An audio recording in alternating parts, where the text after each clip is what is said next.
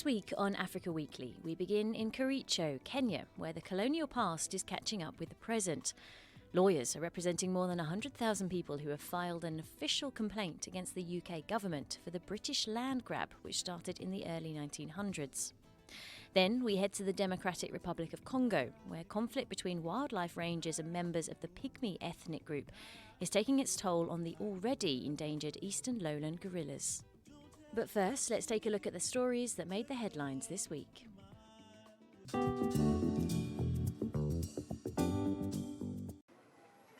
Cameroon rescue workers have been searching for victims after torrential rains triggered a mudslide that swept homes off a hillside, killing dozens of people, including children. A number of residents are still missing after part of the hill collapsed in the mudslide that hit the city of Bafoussam in the highlands of western Cameroon on Tuesday. Among the over 40 people who were killed, there were 26 children and 14 women, 4 of whom were pregnant. Rescue workers had suspended the search because of the dangerous conditions in the area after days of heavy rain. The disaster has triggered an outcry in opposition circles and on social media about the state of urban housing development in the Central African country. Ethiopia's influential Orthodox Church criticised Prime Minister Abiy Ahmed's response to violence that left more than 60 dead last week, saying he was failing to protect its members. Violence erupted in Addis Ababa, the capital, and in much of Ethiopia's Oromia region, after a high-profile activist, Jawar Mohammed, accused security forces of trying to orchestrate an attack against him, a claim that the police have denied. Thousands clashed with police during an unauthorised rally in Guinea-Bissau, which left an opposition supporter dead. Protesters staged the rally to demand a delay for next month's presidential election, slated for November 24th, to allow an overhaul of the electoral register to limit potential voter fraud. Several other people were injured when police fired tear gas to disperse the marchers. The impoverished West African state Supreme Court said 2 weeks ago it had approved 12 candidates to contest the poll, including incumbent José Mario Vaz, who intends to stand again as an independent candidate.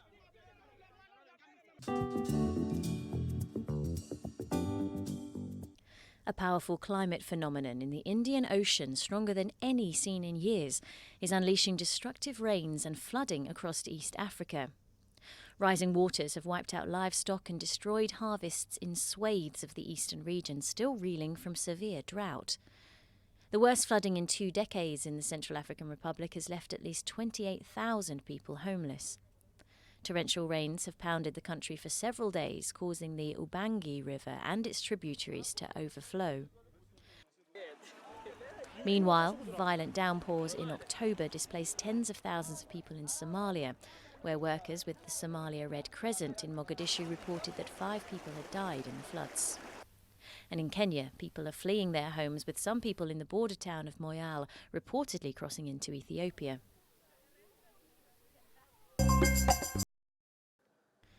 A terrorist cell linked to the Islamic State group has been dismantled in Morocco, according to a police statement. All 7 arrested members are suspected of planning attacks targeting sensitive sites in the city and at sea. The arrests were carried out by the special forces of the Central Bureau of Judicial Investigation in several areas, Tamaris in the southern suburbs of Casablanca, as well as 2 other locations in the country's north. The suspects are in custody and investigations are ongoing to arrest possible accomplices.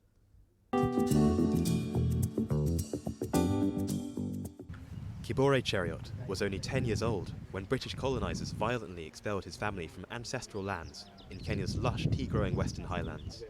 Nearly a century later, the last living survivor of the 1934 deportation lives in Kericho with his extended family.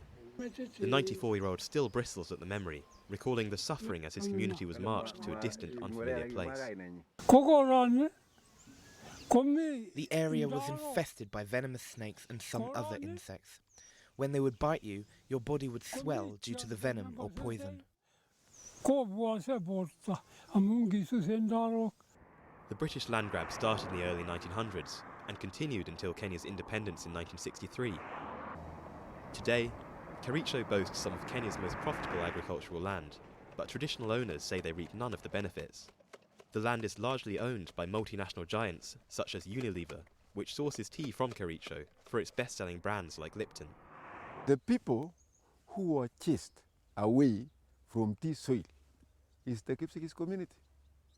And actually the shareholders, the current shareholders who are in Britain are reaping profits out of the proceeds which is planted on our soil. Throughout colonisation, the people thrown off their land were herded into native reserves, marginal land with harsh living conditions.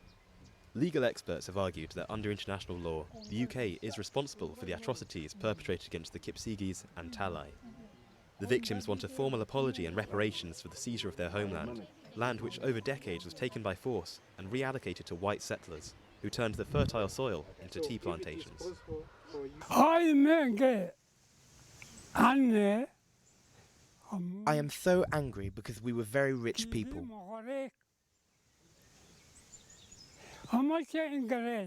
I want the British to apologise so that we can be friends and embrace one another.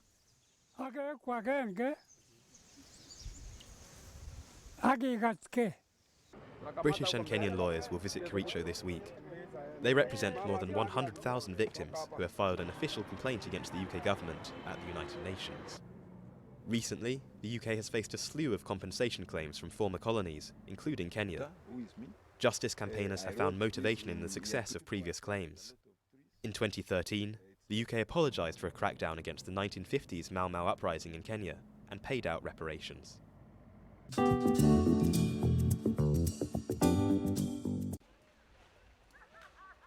This is the Kahuzi-Biega National Park, in the east of the Democratic Republic of Congo. For the last year, the forest has been the scene of conflict between wildlife rangers and members of the Pygmy ethnic group, who claim the territory as their ancestral home.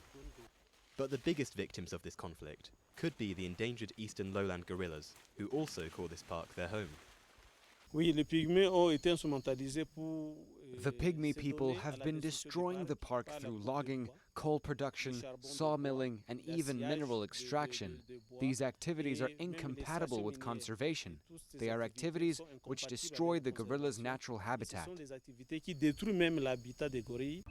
The park rangers say that the Pygmy people have illegally cleared 350 hectares of the forest and accuse other ethnic groups and regional authorities of turning a blind eye. Rising above the canopy, plumes of smoke signal one of the most problematic activities that the Pygmy people engage in, the burning of trees to produce valuable coal. This not only pollutes the air, it destroys the gorilla's natural habitat, threatening the animal's survival.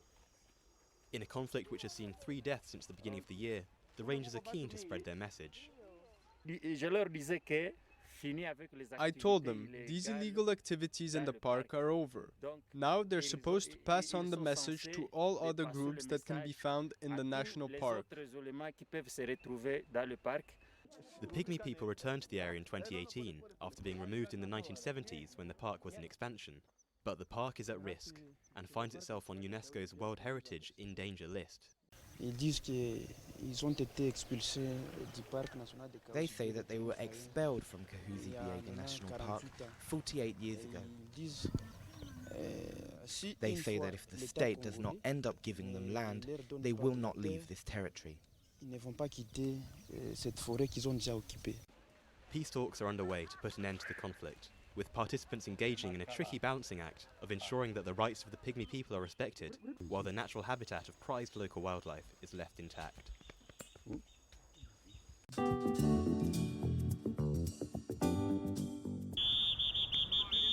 South Africa take on England in Saturday's Rugby World Cup final, and as one of the hottest properties in the rugby union, South Africa's Cheslin Kolbe has made his mark as a free roaming winger with lightning footwork and a sprinter's acceleration. He says he's ready to give this match everything.